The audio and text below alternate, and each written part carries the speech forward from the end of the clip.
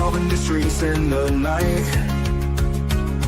Chasing shadows, finding answers, shining bright light. No one's left behind in the darkness, all alone. With a heart like a siren, she brings the lost ones home. Silent cries in the dark no longer have to be, for justice wheels keep turning, granny on the beat. Broken voices find their power, call out hope again. When Granny's crime busters run, no victims left in pain. Bravery in her veins, truth she won't disguise. With a fire in her eyes, she's got nothing to deny. Granny fights for justice, never backs down from the call.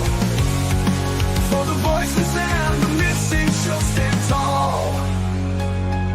In a world full of shadows, she fights the unseen, a guardian of the truth in this wicked dream. Every story told brings her back to life. Granny's on the case, cutting through the lies. She guards the broken-hearted from a world that hides. With unwavering spirit, she wears no disguise. Searching for the lost pieces of a shattered life. Granny brings the dawn after a longest night.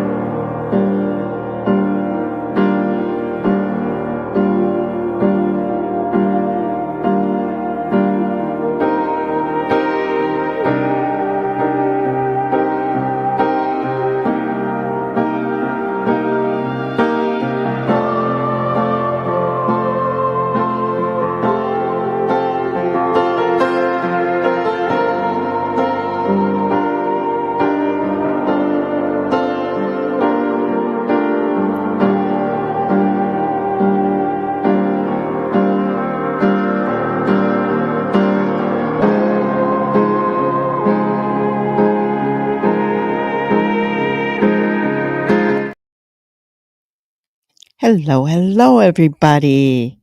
How's everybody doing today? The sun's shining here. It's very, very cold, though. Very, very cold. Hello, Brenda Joe, Ginger Girl. How are you guys doing? Awesome. So we had what we thought, it was pretty explosive, but we thought it was going to be even better. And then court ended early in the rose petal trial today. Yeah, no problem, Brenda Joe. So then I thought, okay, well, we will show a little bit portion of that trial. Trial only lasted about 15 minutes today, but that 15 minutes was explosive, I have to say. It was a shocker, and well, I guess we're just going to show it, and then we will talk about Sebastian and the Lord Lodge interview after that. So if you're interested in the Sebastian case, stick around because we will be going over that in a little bit here. But I wanted to share my screen to kind of show you what the defense did today. It was very, very strange. I have never, ever seen anything like this, guys, honestly. Hello, Cheryl. So I just put it to the point where the defense attorney got up. Because remember, the defense attorney did not give an opening statement in the beginning of the trial. Okay. So this whole trial has been kind of weird to begin with. And then we talked about, well, did the state really kind of put everything together for us? You know, I mean, we know the DNA was found under his fingernails. You know, pretty much kind of a slam dunk. So now the defense is kind of fighting back. But the judge, remember, the judge did not allow the allegations of SA exploitation into the trial. Okay. So, and remember that Zachary Hughes had pleaded not guilty. Okay. So let's continue on. Waiting for a long while to be at this point. I was going to say it's been a week, but it's been longer than a week. It's been years. Our client, Zach Hughes, has been waiting for a lot longer than that. He's been waiting over 3 years, some 3 years and 3 months. As Mr. Mormon told you at the outset of this case, we are honored and privileged to be representing Zach. You're going to hear about Zach in the next day or two. You're going to hear that he's a very gifted and accomplished young man. He is 32 years old now. He was 29 when this happened. He's from a wonderful family. You've probably seen them seated back here in the courtroom throughout this trial so far. You're going to hear a little bit about his life. He was born in California. When he was still a boy, his parents took Zach and his brother, moved him to southwestern Virginia, where they moved into a small farm, and then they took on 5 orphan children who lived there with them. And you can hear that Zach was homeschooled. He learned the value of hard work and discipline as he grew up around the family farm. He helped his young siblings. His family moved to Greenville when Zach was a teenager. In Greenville, he finished high school, being homeschooled still, and you'll hear that his hard work and his discipline paid off, and he was accepted into a very fine college with scholarships. He went on where he studied music, and he won piano competitions. His emphasis was on piano performance. As an adult, Zach has had an accomplished career performing classical music and even recording classical music. So this is the time now for our case and for Zach to testify. But understand, ladies and gentlemen, that we have no obligation under the law or the Constitution to be doing this. This case actually could be over when the state rested. The state has the burden of proof of proving this case in every element of every charge beyond a reasonable doubt. We would not have to put up anybody. Zach wouldn't have to testify. Wouldn't have to put up any witnesses. In fact, if Zach were not here, his honor would instruct you that you couldn't use that against him. Okay, so he's saying that this could be over. In other words, he's trying to say that the state didn't prove their case, but why is he doing this then? Why is he doing this? If he feels the state didn't prove their case, why didn't he let this just go to the jury then? There's always a reason, guys. But we are going to do so. And Zach is going to testify because Zach has been waiting for this opportunity to tell a group of people like you what really happened, which is that he took the life of Christina Parcell. And crucially, he's been waiting and wanting to tell you why. Whoa. Now, the why to... Did you hear that? He took the life of Christina Parcell, and he's been waiting to tell you why. Waiting and wanting to tell you why he did it. Now, he pleaded not guilty. All of a sudden, he's pleading guilty.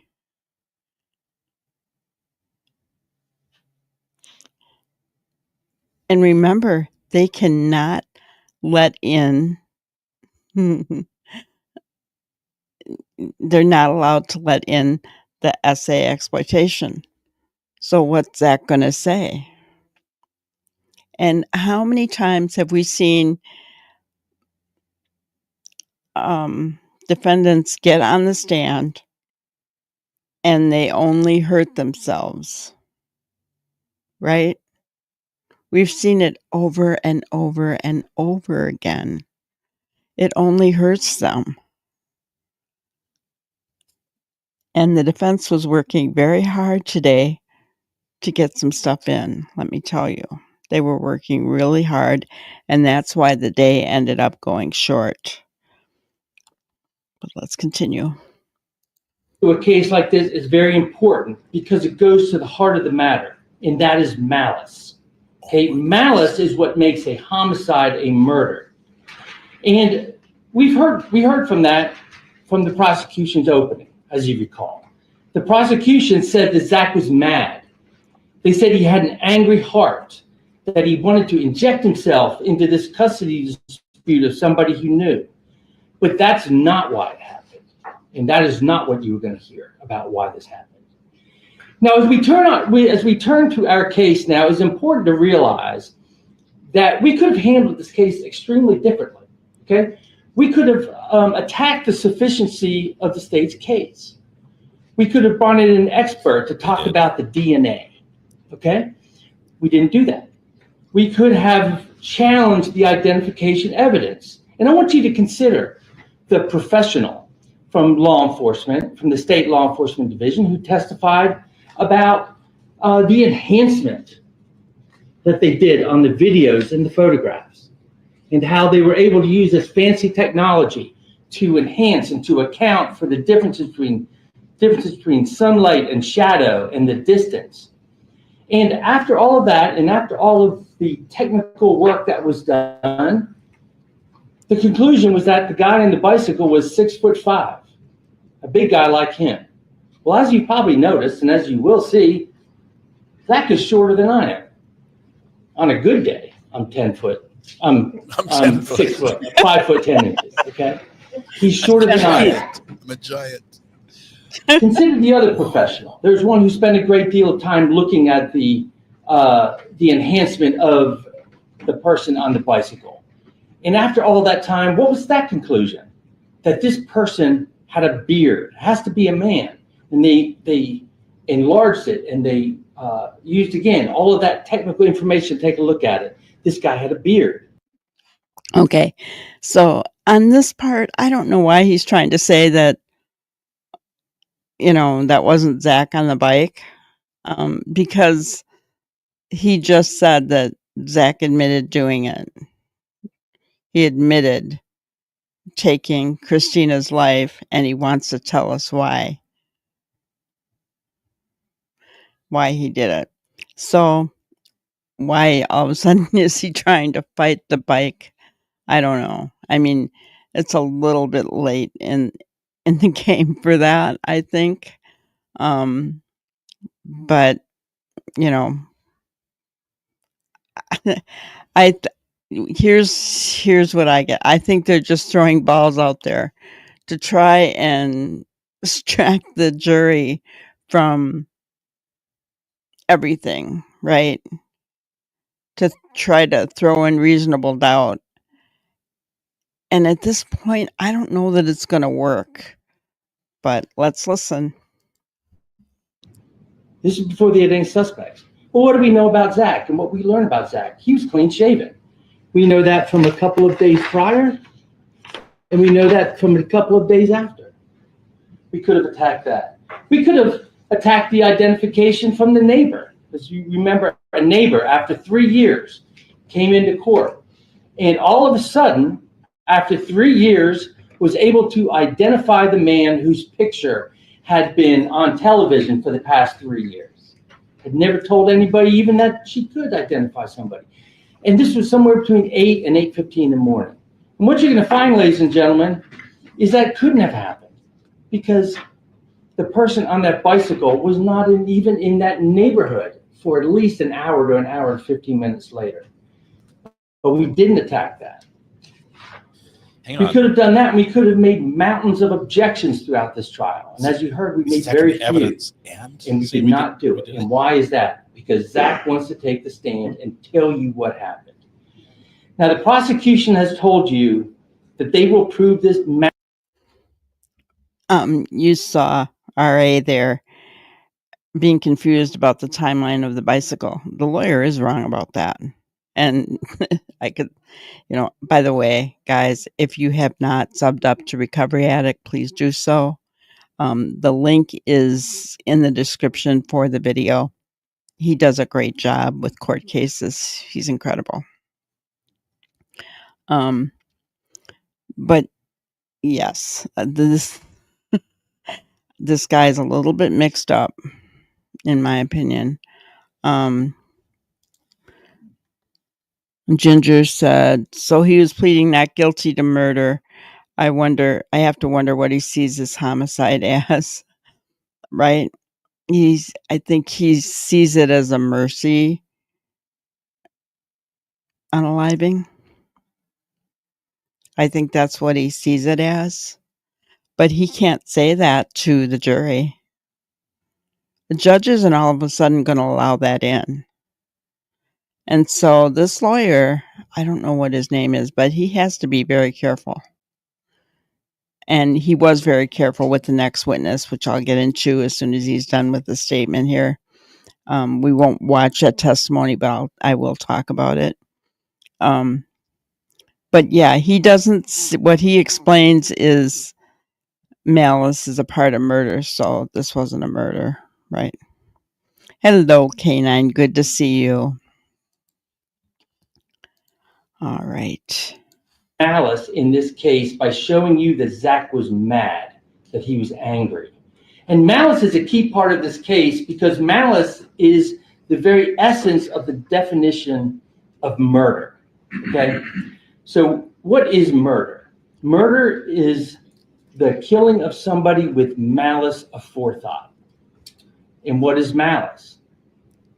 The prosecution told you it's anger, that is madness. And that's there, Ginger. He just told you what he believes, that murder is the unaliving of someone with malice of aforethought. So he's saying that, okay, I am going to say this. So he is saying, hello, Justice Jane. Good to see you. So he is saying that Zach didn't have malice in his heart. I'm sorry. When you stab someone 35 times, you have some kind of malice in your heart.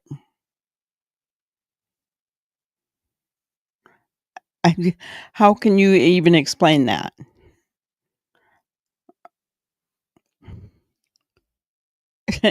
If he didn't have malice in his heart and he stabbed somebody 35 times, then he's a true psychopath, which he might be anyway. Right? I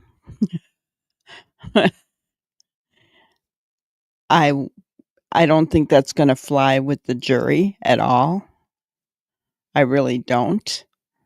But he can say what he wants. It's his opening statement.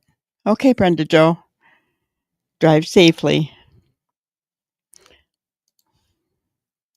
that is a component of it. The definition, though, it is the killing of a person without just cause or excuse. The intentional doing of a wrongful act without just cause or excuse. And I want you to think about those words. Without just cause or excuse. He is redefining, or he's trying to redefine the whole the whole justice system, guys. He cannot do that. He thinks he has just cause, right? Yeah, most juries have common sense. He thinks he has just cause. I beg to differ. I I do not have sympathy for this victim in this case. She, from all accounts, essayed her daughter and exploited her daughter, allowed others to exploit her. I have no sympathy for her. That doesn't mean I condone someone taking her life because she did that. And I understand Zachary said that he tried to go to DSS and nobody would listen to him. And John Mello was in Italy, so he was trying to, act on behalf. Yeah, except the Casey Anthony jury. You're right, K9. But so that just irritates me because there's never just cause for murder. I said it. Whoops. There's never just cause for red rum. There's not. It's not up to us to take the law into our own hands. Right? He is literally trying to rewrite everything that our justice system stands for in one trial, and that's not going to happen. Right? And that's not the way to do it. I know from listening to Peter Trago, the lawyer, that he is a part of, for his county, I think, or region or something in Florida, where they determine laws and statutes, right? He's a part of that, and that's a way to do that. This is not the time or the place to do that. Zachary did not have the right to take this into his own hands. That's my opinion. If he did, then how many other people would do that, guys? We can't allow that to go on in the United States. It's just, that's vigilante justice, and it doesn't work. That definition, as you listen to the testimony that you're about to hear in this case. The why to the homicide is very important because it gives insight into the person's heart. In this case, you were going to hear that the why was not jealousy or greed or a crime of passion or some other emotion. You're going to hear that Zach did not act like an angry heart like the prosecutor conjectured. You're going to hear that this was not done for money or any other personal gain or benefit, not to help out any kind of friend. You're going to hear that this was done for a just cause. And that's not malice, and that's not murder. Thank you.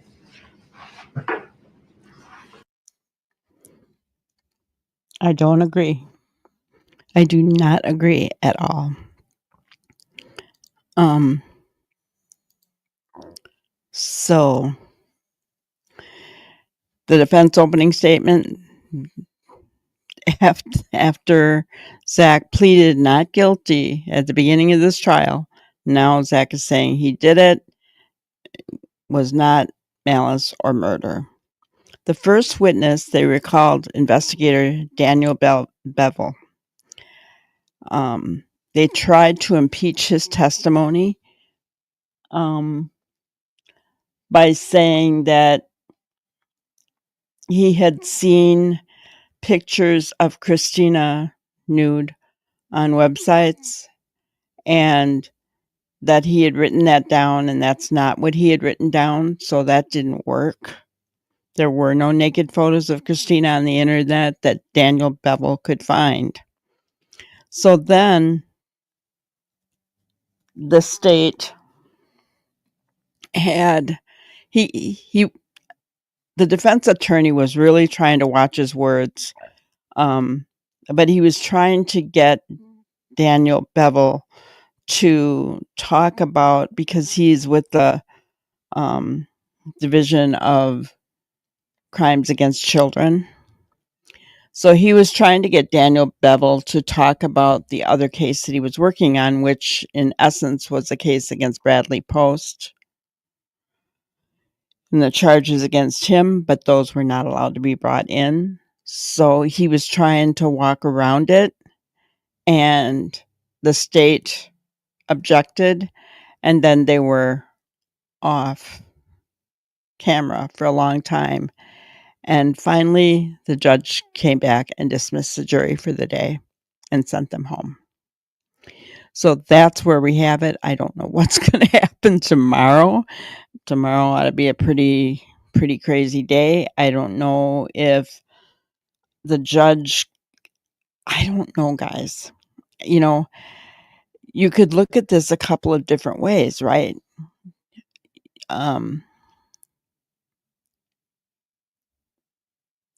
Yeah, I agree. There's not a just cause for red rum. There's just not, you know. Not a crime of passion. Well, anytime I have heard psychologists talk, Dr. John from Hidden True Crime is one of them, where he talks about people who, I mean, stabbing is a very personal crime, and it is usually a crime of passion. The passion may not be passion of an affection toward that person. Passion can be passion for a cause. So I submit to you that Zachary had an intense passion for what Christina did to her daughter, and that's why he did it. So in essence, it was a crime of passion. It was personal because he ended up stabbing her 35 times, guys. And that's my opinion. It was a crime of passion, but not the kind of passion you would think.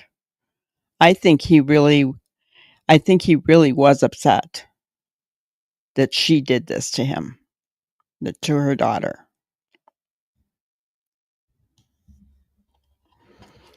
Yes, Ginger. Apparently, the courtroom is full of his supporters.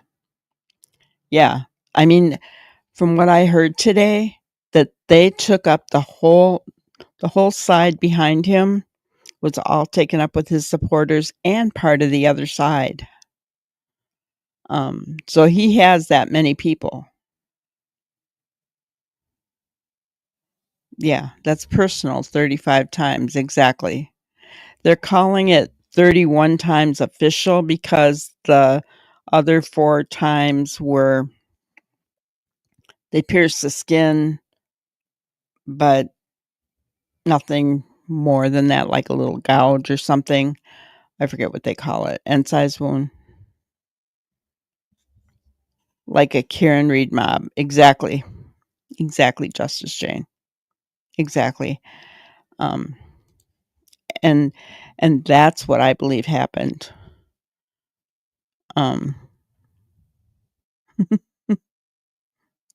Thank you. Yes, everybody hit the like button for me. But yes, I mean, I think that he definitely, it was a crime of passion, but it was not the kind of passion that we normally hear about. It was a crime of passion in the fact that he was passionate about what he felt she had done to her daughter. Right. Now, there was talk of her daughter possibly testifying, and I don't think the judge is going to allow that to happen because the defense is really trying to bring this in.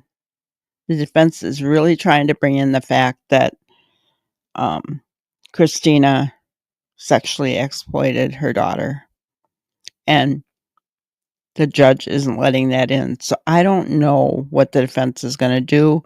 I'm sure they're going to try to call a mistrial I don't think the judge will allow it. So we'll have to appeal. And we all know that um, from what I had heard from Peter Dragos, again, lawyer, again, if you're not subbed up to him, go sub up to him because he's awesome. But he had said that less than 1% of appeals go through. So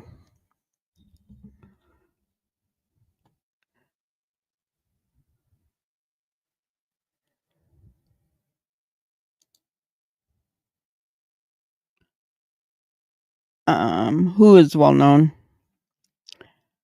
No, he doesn't come from money. His family were very poor. He might have made himself some money because he is a classical pianist and known widely. So I don't think that had anything, there's not because of big money. But yes, I do think the dad was involved. Yeah. He had his church raise money for him.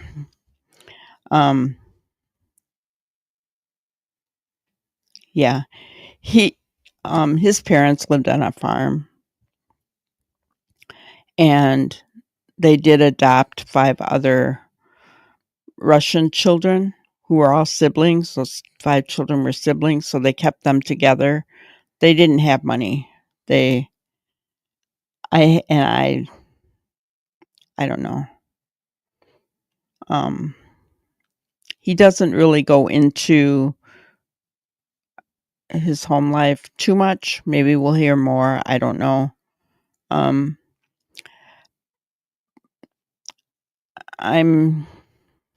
really hoping that I'm hoping that they don't blurt something out on purpose for a mistrial to be called.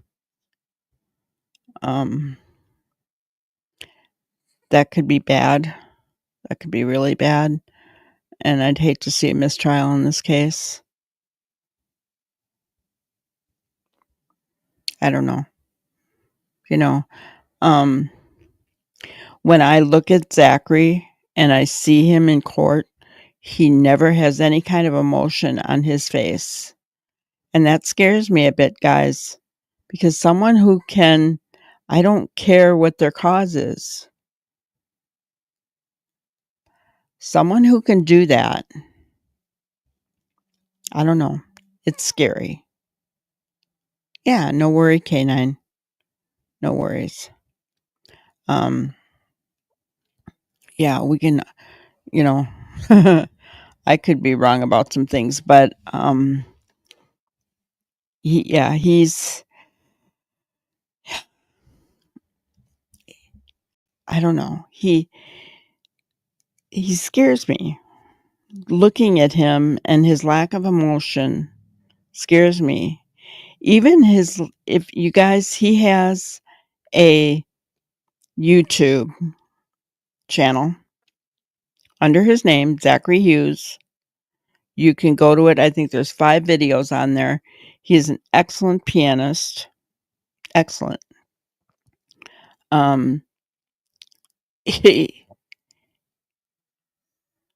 But he shows no emotion even when he's playing, which I guess probably pretty common. I don't know that I've ever seen pianists show emotion, but you were thinking it would be a hung jury if they let the child abuse in. And it might very well be. There are people who won't convict because of it. I'm one that leans more toward the law. I really honestly believe that there is never a reason for taking the life of someone, right? I just don't believe that. I don't care what the reason is. We should not take the law into our own hands. And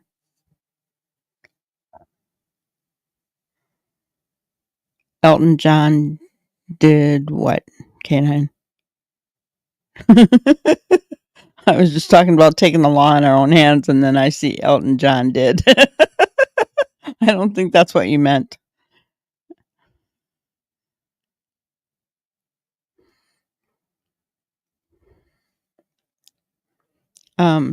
John Mello, Christine's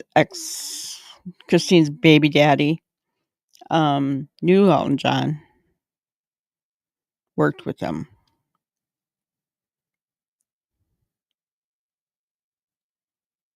Elton John did show motion. That's right, he did. Okay, gotcha. Yeah, he did. Yeah, he did. Yeah, I don't know. Just something strikes me funny about this guy. I don't know why. Um, I think when people can't show emotion, it's kind of scary, isn't it? A little bit scary. But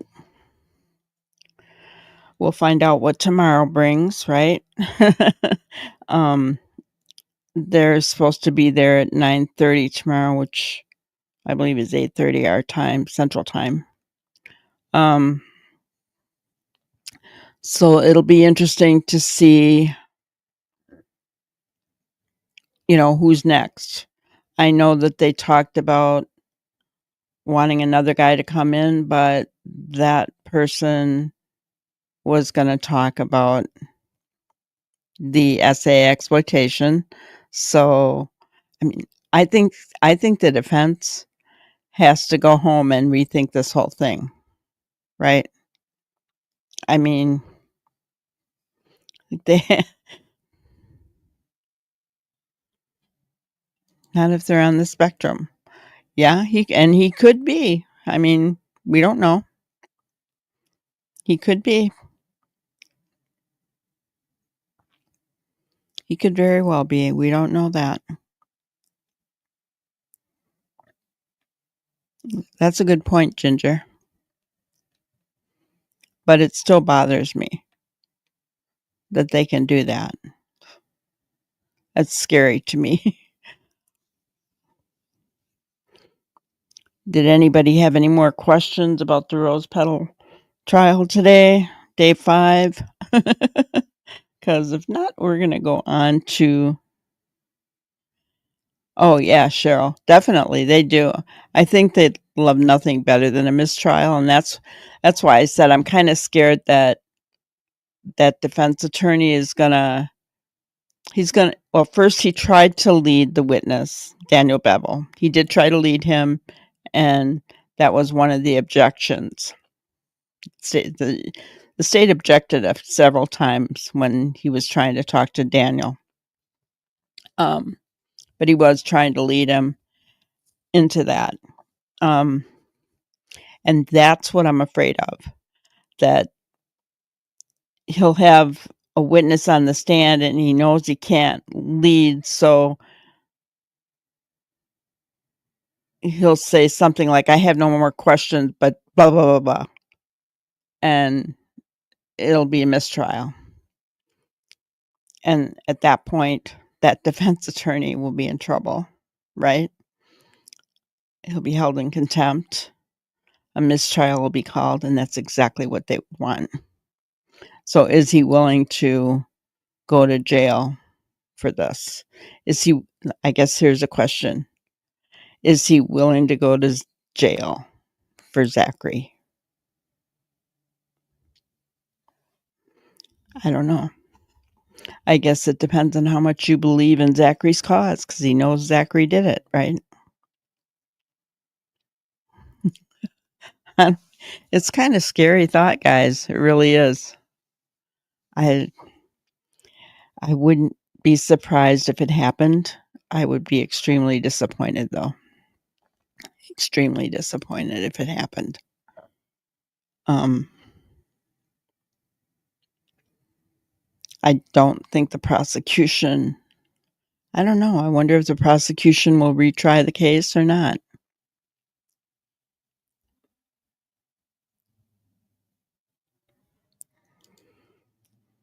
And hearing him speak, yeah. Yeah, but it's not gonna do him. It has never I've never seen, unless you guys can think of somebody that took the stand in their own defense where it didn't hurt them, I can't think of anybody. Usually when a defendant gets on the stand, it hurts them badly. But yes, I am glad that Aida is not going to get on the stand because she's 13, guys. Now, she was 10 when this happened. So, yeah,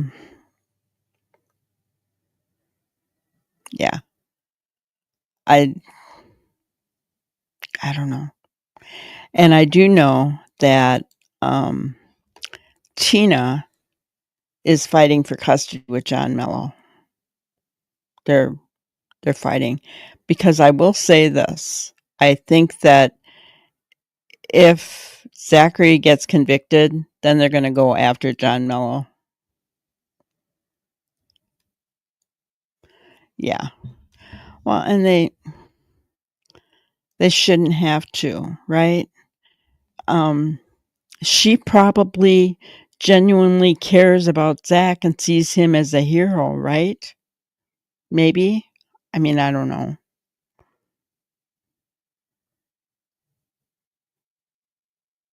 Has her dad made Zach out to be a hero? I mean, I don't know I mean, those things haven't come out in the trial because they couldn't, right? But we don't know what the relationship was between her mother and her. I do question why at 9 years old she was still sleeping with her mother and they made her room into a playroom. That bothers me. I mean, like I said, guys, Christina Parcell, the victim in this case, I have no sympathy whatsoever for her. I think she's a horrible human being, in my opinion. They were saying the guardian had custody. Somebody said that she was still with John Mello, but they're fighting over, Tina and John Mello are fighting over custody. No. And Tina is going through all the things that Christina was going through. Why would you name your two girls Tina and Christina? Makes no sense to me. But Tina was going through all the things that Christina was going through in the custody cases with John. So that was my question yesterday. I asked, did Tina know about this SA exploitation? Because if she did, then she doesn't belong having Aida either. I know. Yes, exactly. The true victim in this case is only the child. It really is. And she needs to be somewhere where she's going to get therapy that she needs, because obviously she's going to need it. What has Zachary and her dad been telling her?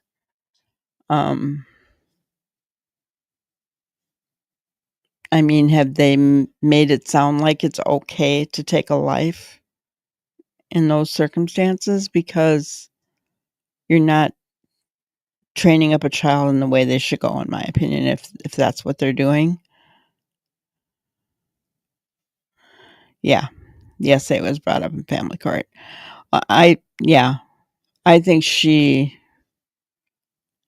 knows everything, because why would she be willing to testify? Which is, in my opinion, is sad. I think that child should be shielded from some things, right? And just have to deal with what happened to her. That's all that poor child should have to deal with, is what she experienced, not all the rest of the garbage surrounding it, right? Until she's older, then tell her. But she's got enough on her plate right now, just dealing with the abuse that she suffered. Why do people I mean, John Mello isn't doing her any favors. Neither did Zachary.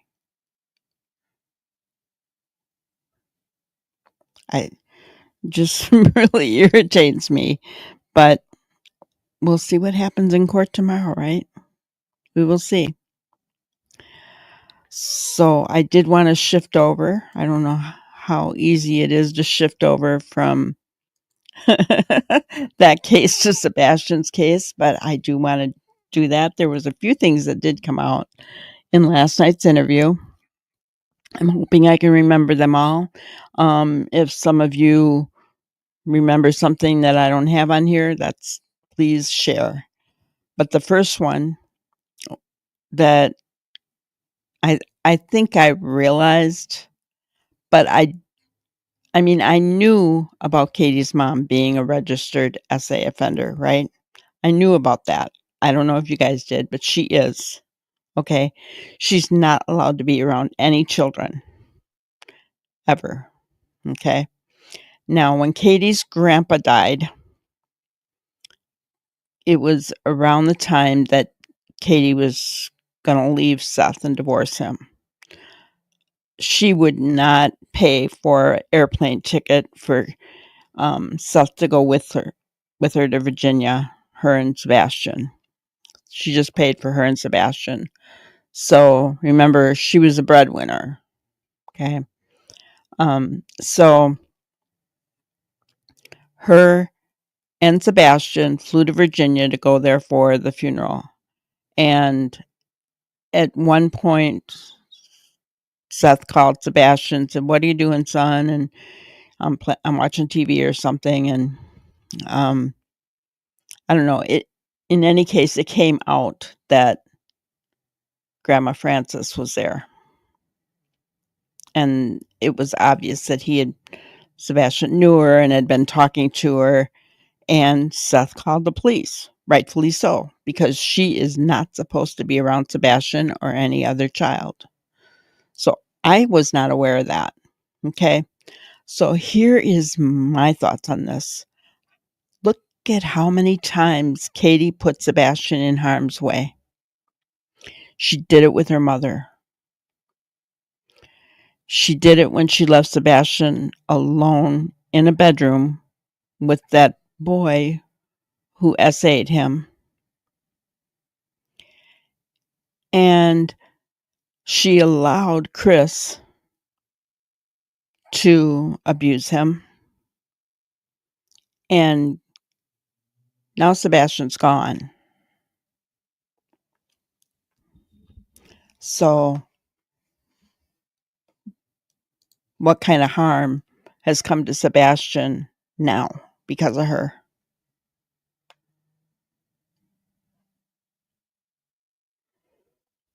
Yes, both cases have a child as a victim. Very true. But, you know, when Aiden was talking to Seth about this last night and I saw Seth's voice crack and he said, "And now my son's gone," it was like, oh my gosh, you are so right. She took Sebastian, allowed Sebastian to be around her mother. The essay from the boy, Chris. Who knows what else, guys? I know. I don't think I I think that she's very selfish, very self-centered, and it was always all about her.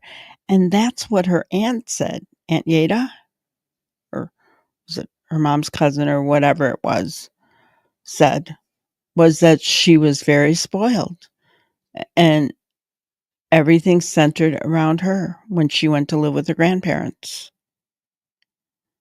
My question is, was she essayed by her own mother? Is that why she was taken out of the home? Or did her mother? I mean, guys, what happened? Right? I know that she probably never wanted any of that to come out, right? But it is what it is. And, it's a pattern. It's a pattern of abuse on Katie's part. That's my opinion.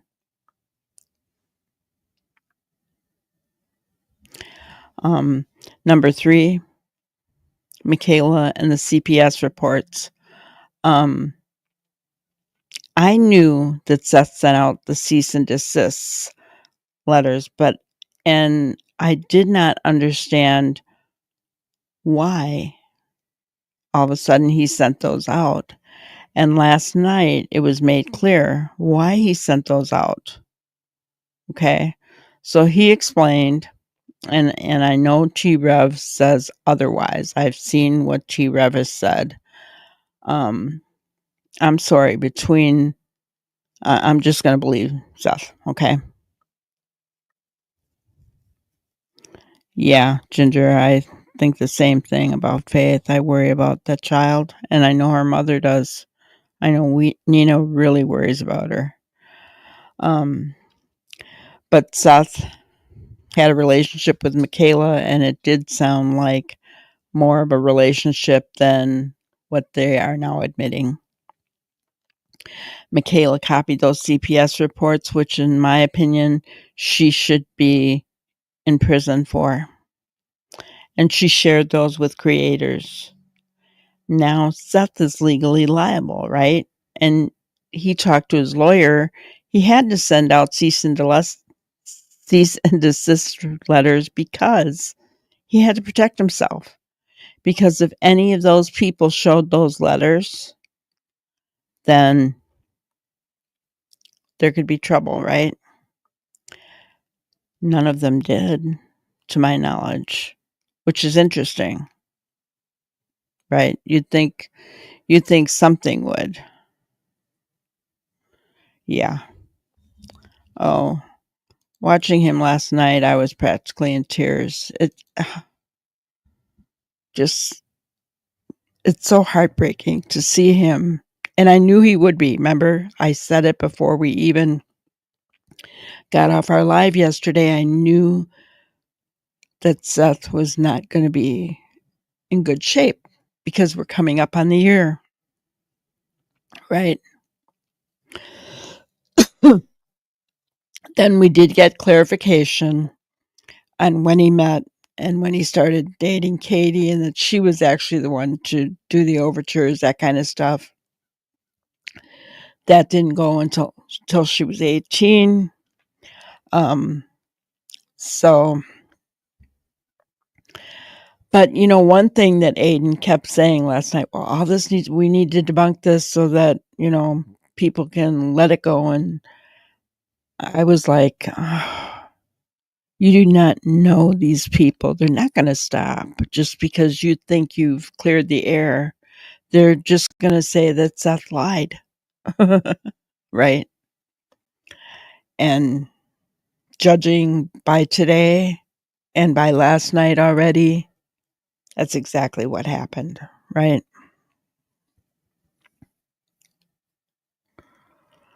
Yeah.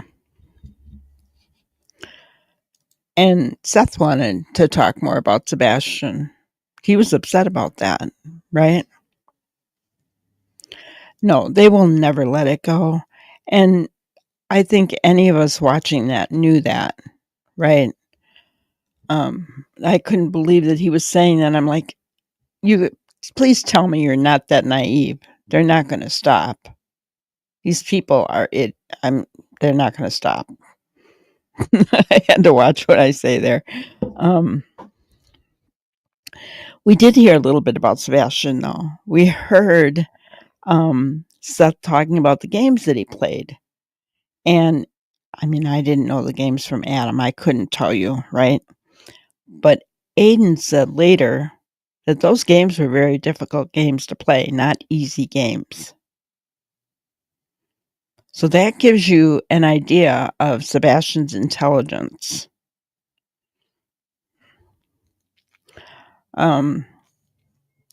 We also found out that the first CPS report was filed in 2022, and it was about the same time that Chris and Katie approached Seth about taking Sebastian. Isn't that interesting, guys? We knew that they asked him rather recently before he went missing, but the fact that they asked him in 2022 and it was the time that the first CPS report was filed. That's interesting. The chat was disgusting. Yeah, I know. After the first time, what was it with SF? I purposely kind of stayed away from chat last night. I think I said hello to everybody when I first went in, and after that, I yeah, I stayed away. Yes, YouTube does not like a lot of emojis, okay, but it's more Nightbot if you have that setting on.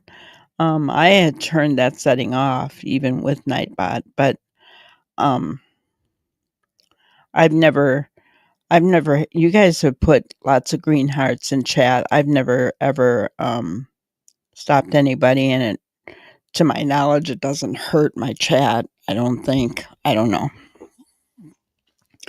Who knows? But I'm not going to stop the green hearts.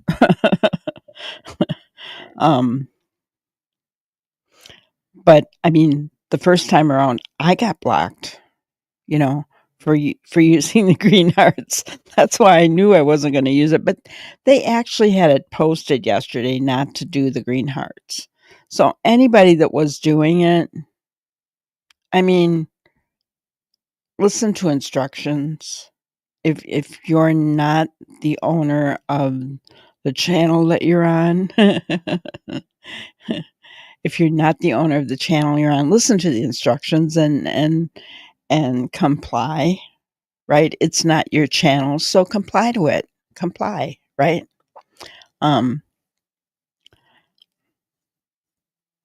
Yeah, but I did. I didn't watch chat because well, and you don't have to here, K9. But yeah, I don't know. I think that when it's you just be respectful to every creator, right? It's their channel, so if you don't like it, you can move on. But it they got blocked, so Aiden's mods must love you, but you got blocked the first time when I did.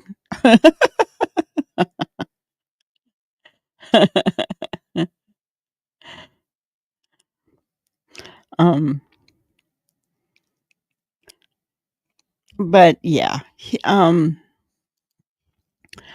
mean, Tony had said that there was big news. I didn't see any big news, guys. Did you?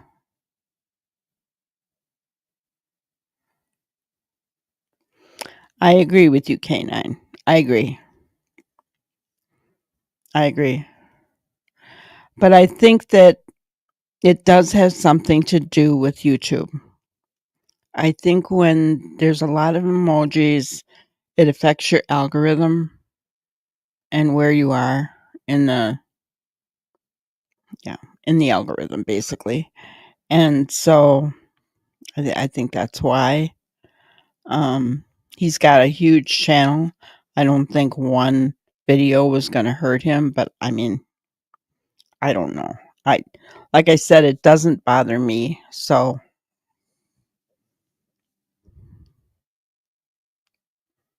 Canaan is freedom of speech, apparently. Yeah. I mean, I agree. To me, if it were my and I think you guys already know this, right? would I allow anybody to trash Seth in my chat? And you already know I allow green hearts, so. um, but my mods, Canine, Ginger Girl, Brenda Joe, you all know that if somebody's trashing Seth, time them out. Get rid of them because I won't put up with it. I won't. That's, that's just wrong on so many levels. But it's, it wasn't up to me. So I chose to ignore it because I knew it happened the first time and I wasn't gonna pay any attention because it makes me angry. When I see that happening, it makes me angry. So I choose not to watch it because no sense me getting angry for that, something that I have no control over, right? But I think the biggest takeaway from last night was that Seth really wanted it to, because it was a big platform, right? They have a lot of subscribers, and he wanted it to be all about Sebastian, right? And, I think Seth was very disappointed, but I'm not disappointed in the fact that we got some clarification on some things because I didn't know about, Seth calling the police because Sebastian was around Katie's mom. I didn't know that. I don't know if you guys did, but I didn't know that. And then the realization of how many times Katie has put Sebastian in harm's way, right? The reason for those cease and desist letters that first went out, I didn't know the reason for that, right? And that Sebastian played, some pretty difficult games. I didn't know that, I guess. Yeah. A few hashtags and made a donation for the children. Yeah, exactly. I'm purposely not going to pay attention to something that's only, I know, going to make me angry. Not only that, with my Meniere's, the way that chat was going so fast, it makes me dizzy. So I have to stop it and read it and then let it go again. Because I can't follow it.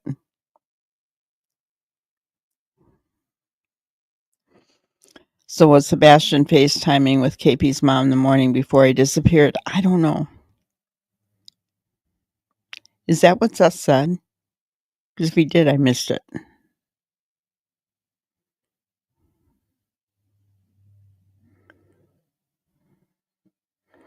But Tony did say, well, now you know the reason we went to Virginia. And I wondered that because I heard at the time, it did come out somewhere that Katie's mom lived in Virginia. So I thought, they're checking to see if Sebastian's there, right? I don't know if they got the police involved or if they were just surveilling or or what they were doing, but they went to Virginia for a purpose. And I don't blame them. If I were him, I would have done the same exact thing.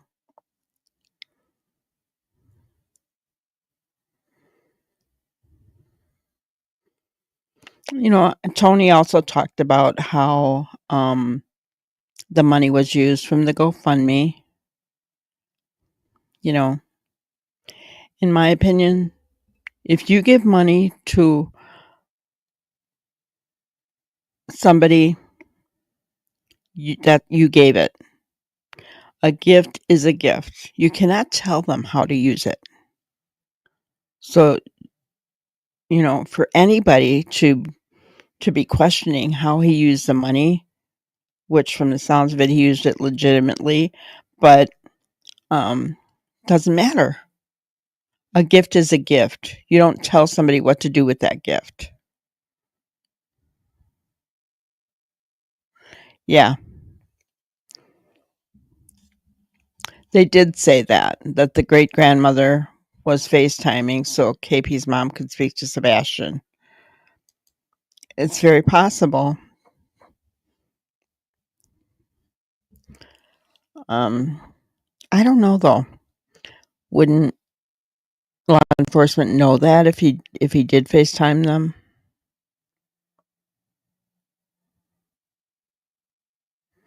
And would it have been the morning?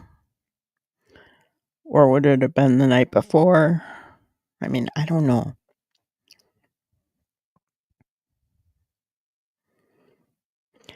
And as far as all the RICO stuff, guys, I know today was a hearing. I'm not sure what happened. I'm going to wait to hear from at night about it because I will never take the people on the other side of that lawsuit. I'm not going to take their word because I don't believe they tell the truth. My opinion. I could be totally wrong, but I'm just going to wait to hear from at night Nick. I don't even know about Hong because I don't understand Hong, so but yeah, I don't know what happened there. So I know that they're claiming a victory, and I don't know if that's very true.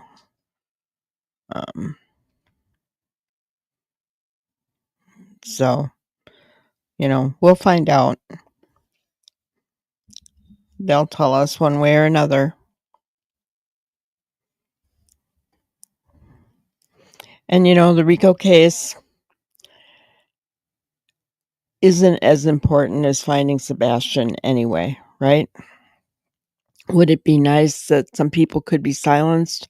Absolutely. It would be wonderful, wouldn't it?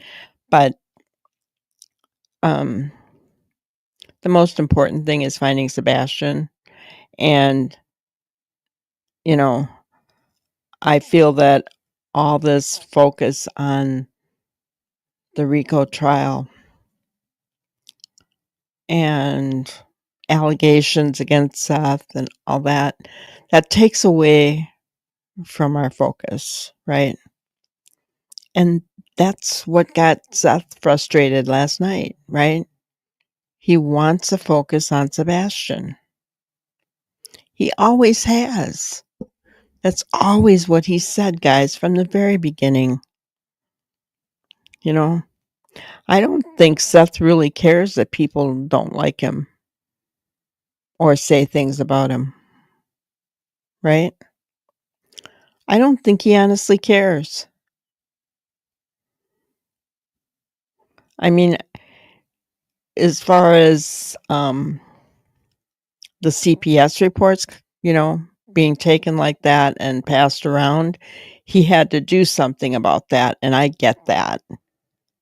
Because if they had showed it, then it would have been on him. This way, by sending out the cease and desist, he let everybody know, then law enforcement would go after those people.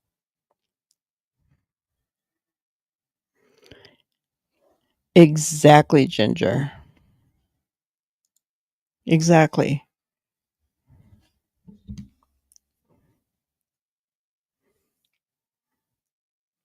Well, I mean, I get what you're saying. And yeah, maybe I didn't say that. Maybe I didn't say that right. What I want silenced is the hate. That's what I meant to say, right? The hate. Back and forth. I mean, the hate, right? And yes, compassion for a man who is deeply, deeply hurting, right? Because, you know, all this other stuff doesn't matter. What matters is Sebastian and getting him home. At the time that we get him home, then prosecution can start and everything can be focused on that. You know, yes, he cares about finding his son, and he always has. You know, that story has never changed for Seth. He cares about his son. He always wants it to be about his son.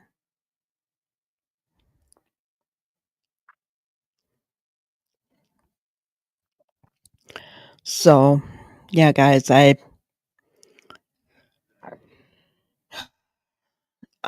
it was difficult, and I knew it was going to be watching him last night because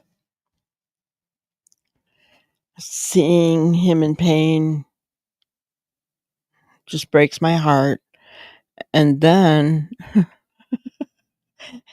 after that, I went and watched the documentary about Gabby Petito. And they did a really good job at Netflix. There's 3 episodes. So, guys, I really highly recommend it. If you have any interest in that case at all. But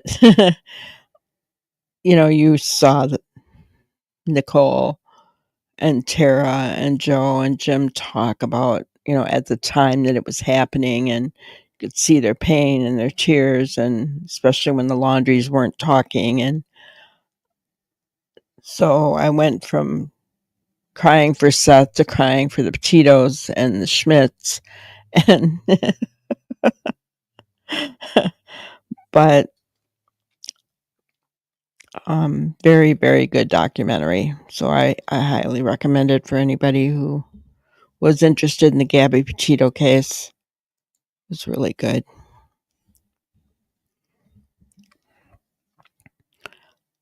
But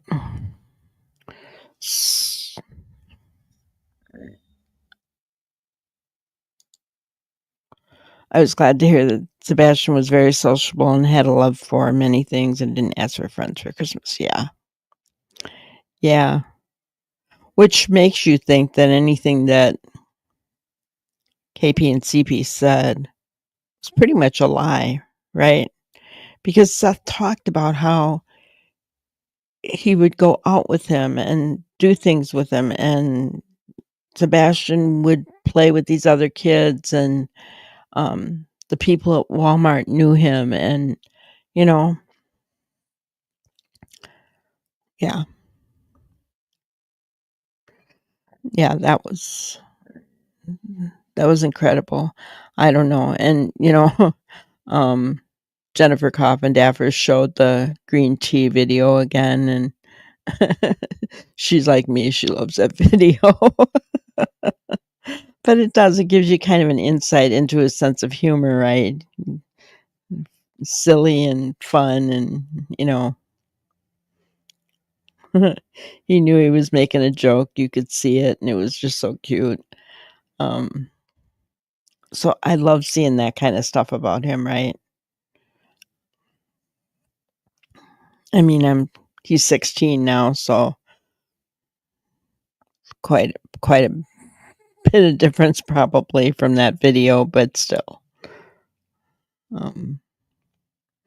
I hope that living in that home, because you know, Aiden brought something up last night after Seth was off, and I felt the same way.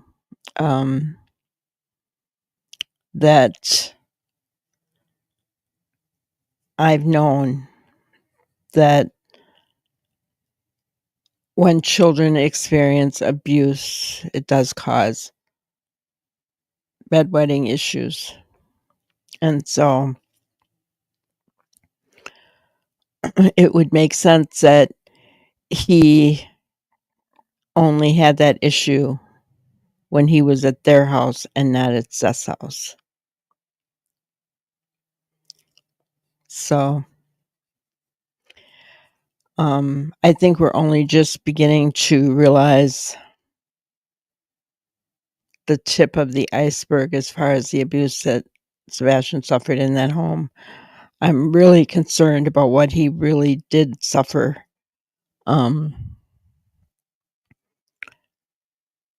Jennifer Coffindaffer talked about it today. I don't know if you guys watched her, but she talked about how Katie's mom, sometimes that is passed down genetically. I mean, just putting that out there. I'm not accusing anybody of anything.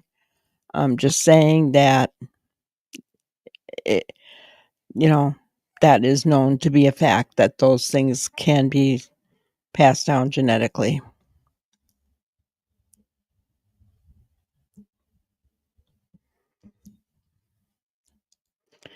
The link between Sebastian being sent to a boys' home and the CPS reports is very concerning.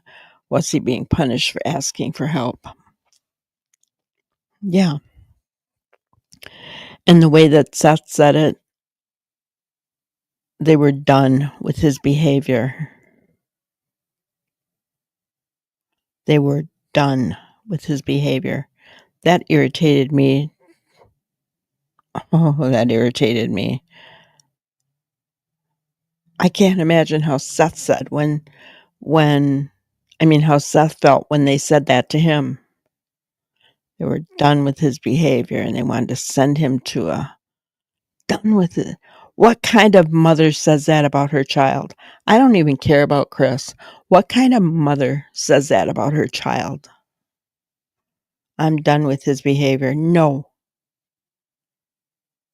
I don't care what kind of issue your child may be having. That issue is yours as well. And you do everything in your power to fix it, to help it, to heal it. That's what a mother does. I'm sorry. I know I'm on a rant. I'm sorry, guys, but yeah. Done isn't an option. No. You're never done with anything. I mean, that just really irritated me. It really did. Obviously, you can tell.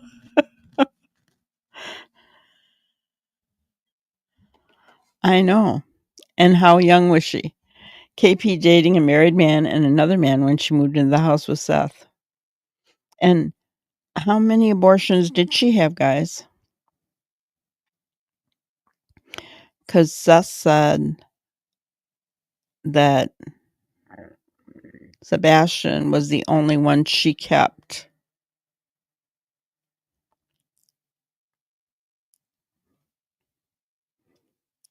How many did she have?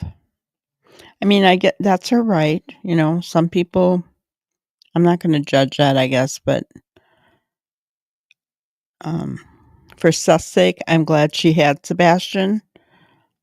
For her sake, not so much.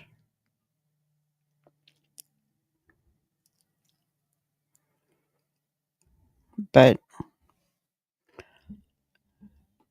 yeah, she likes attention, I think. And we heard that she was seeing someone.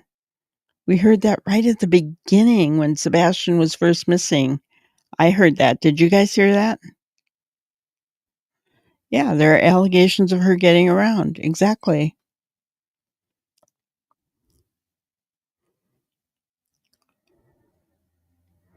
And guys, she's not all that. There are many other more beautiful women in this world. I'm just saying.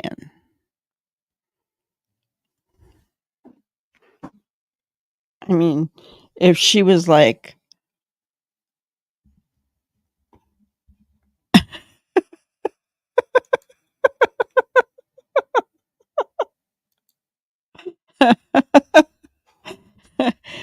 Yeah, because we heard in the beginning when Sebastian first went missing that she was having an affair with the neighbor. Um, so, they've tried to hush that up, but seriously, I mean, she's not a model. She's not. What the heck? Oh gosh.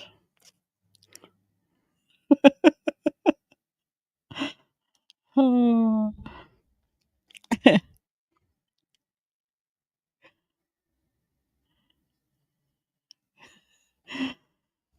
Crazy, right? A zebra doesn't change its stripes. That's for sure. They don't. You know, it's always about her. It's always about her.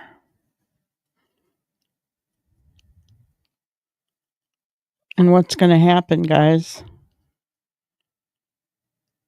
I am really, really praying that Ellie is building a good case.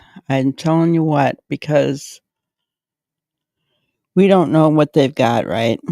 We don't know. But I'm really hoping that they're building a good case and that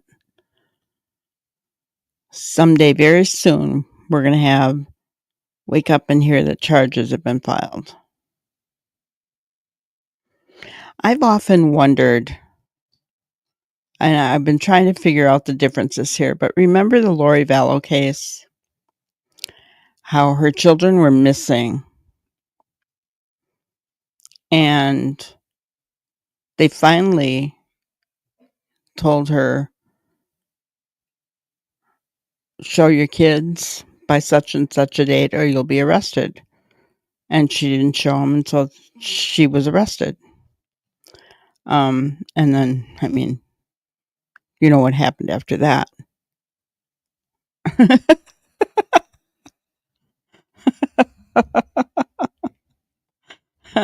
um, and then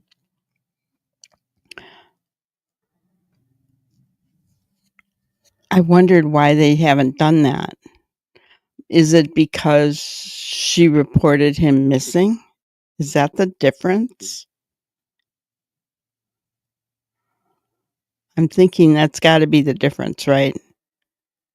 That's why they haven't arrested her or told her to cough up Sebastian, because she reported him missing. I think that's the difference. She sure got a catch. No. She no. Hey, did you guys oh I don't know how many. I know Ginger was watching, Kane, I think you were watching, but those of you who were watching the Laura Lodge last night, when they talked, I don't know who said it, but when they said that Chris said that he was, I think Tony said it. Chris said that he was Seth's biggest cheerleader.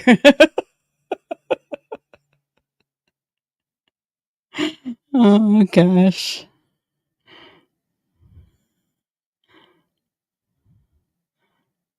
I know. I am too, Canine. Really, Ginger? She reminds you of the Boswell girl?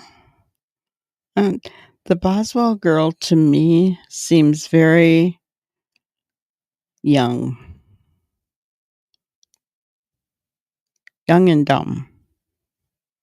KP doesn't remind me of that at all. In my opinion, KP's very manipulative.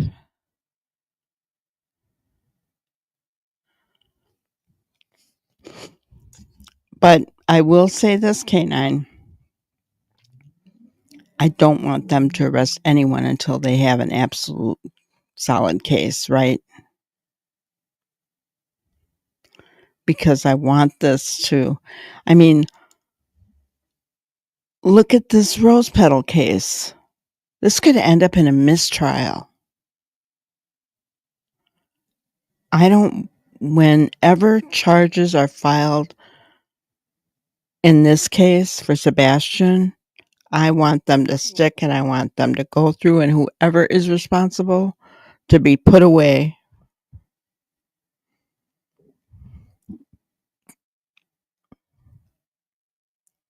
Oh, the way she went after men.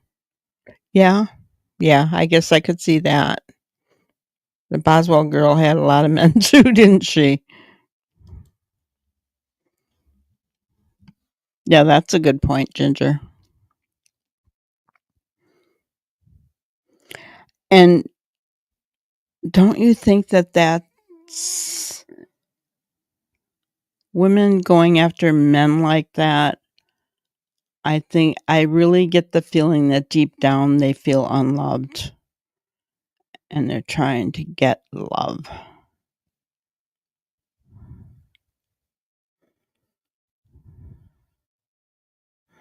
I don't think she knows how, Ginger.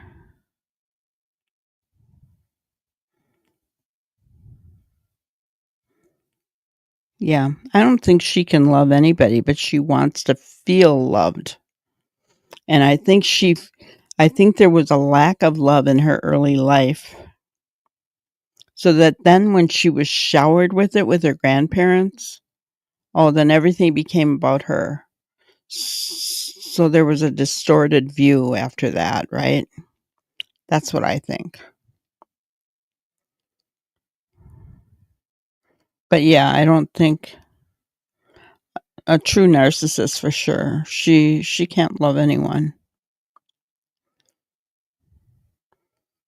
It's obvious she didn't bond with Sebastian, or she wouldn't say she was done with his behavior. I can't imagine. My youngest had ADHD. Not once did I ever say that I was done with her behavior, wanted to put her somewhere. No. I can't even imagine it. Wasn't even an inkling or a thought on my radar. Right? That blows my mind.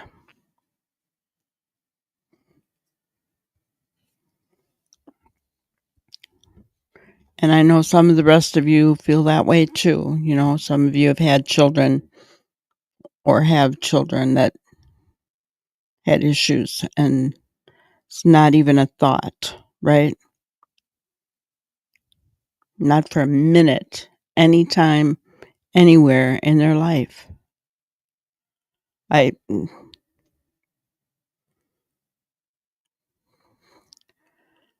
know, what does she think, guys? Honestly, does she think that if they get custody of Faith, that life's just going to be this big rosy picture? Because Faith's going to be this perfect child. There's nothing wrong with her. She's normal. So, she's going to be this perfect child, and they're just going to have a rosy life together.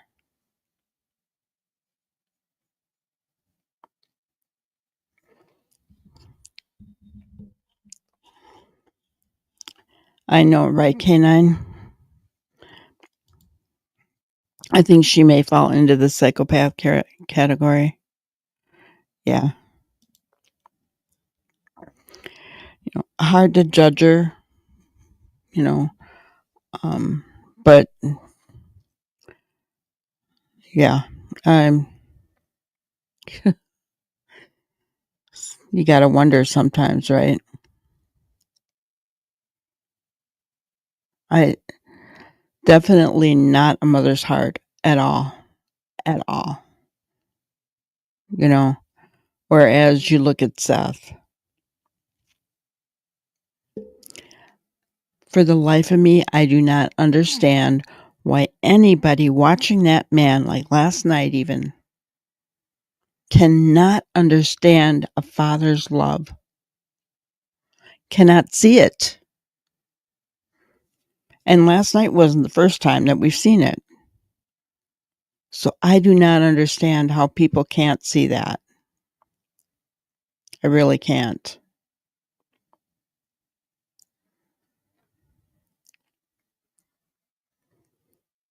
But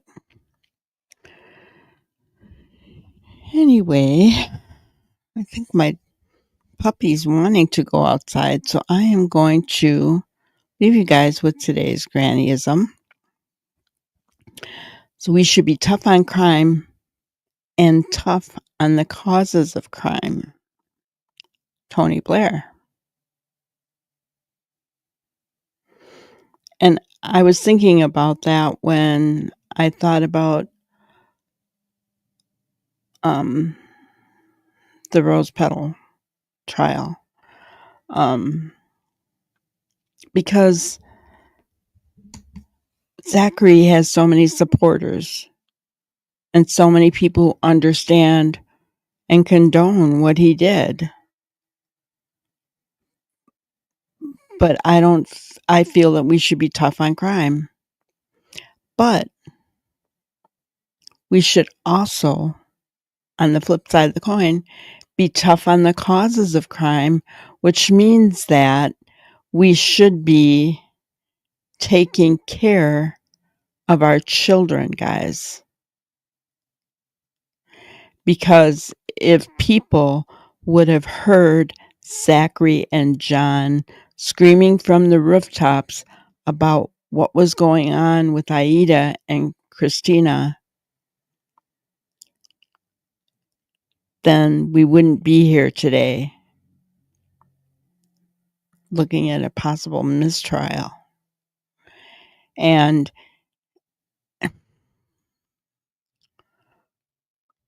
I don't know what the answer would have been. I'm sure Seth kicks himself for not taking Sebastian sooner, now looking back, but he didn't know, right?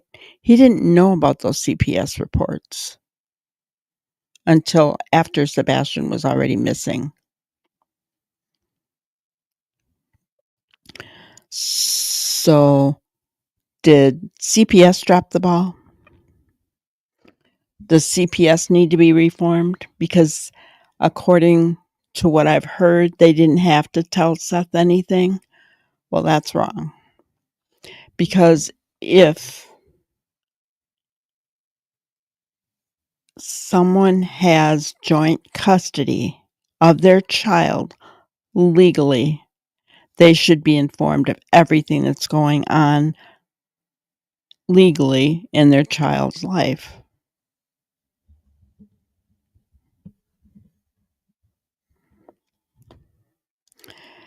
It would be nice if they would. I don't know why they're not, but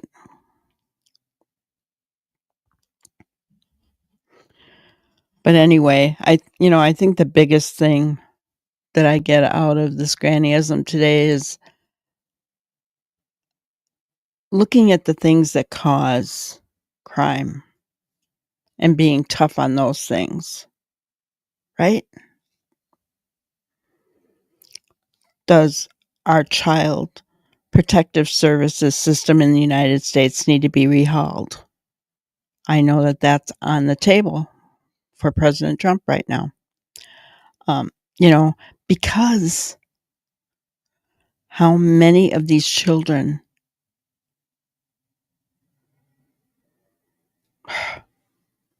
have suffered, right?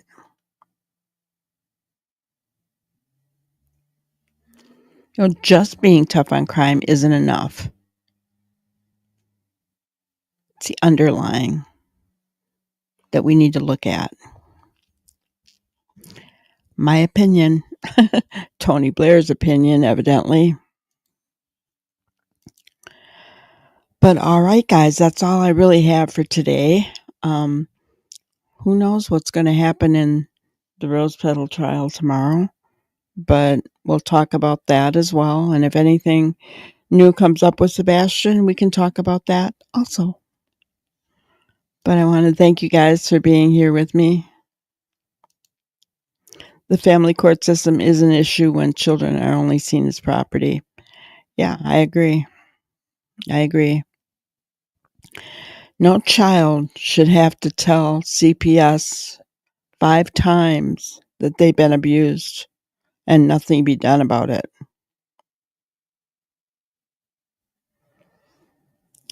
But I'll leave you with that. Thank you guys. Have a wonderful evening. Thank you for watching another episode of Granny's Crime Busters. We really appreciate each and every one of you. Don't forget to subscribe and like and even share the content. You can follow us on any of our other social media platforms at YouTube, Twitter, Instagram, Facebook, and TikTok. We really appreciate you guys, and you can also email us at granniescrimebusters@gmail.com. Thank you so much, and we will see you on the next one. Thanks, guys.